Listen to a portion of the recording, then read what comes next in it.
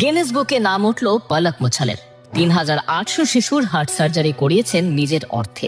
অবশেষে এবার পেলেন স্বীকৃতি। সঙ্গীত শিল্পী হিসেবে আগেই ছুঁয়েছেন সফলতার আকাশ, এবার মানব সেবায় পেলেন সম্মান। সমাজের জন্য কাজ করে গিয়েছেন প্রতিনিয়ত নীরবে।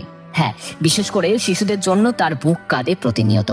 তাই তো দেশ বিদেশ মিলিয়ে প্রায় ৩,৮০০ জন শিশুর হার্ট সার্জারির খরচ বহন করেছেন একাই। ভাই পলাশের নামে রয়েছে সেই চ্যারিটেবল ফাউন্ডেশন, আর সেই ফাউন্ডেশনের মাধ্যমেই করে গিয়েছেন এই মহৎ কাজ।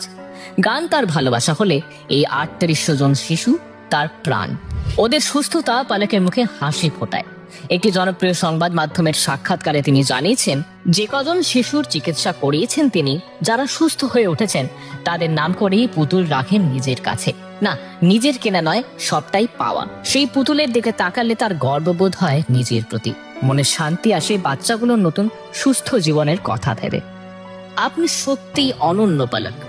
ভালো থাকুন, আর এভাবেই অন্যের ভালোয় আলো হয়ে উঠুক আপনার জীবন।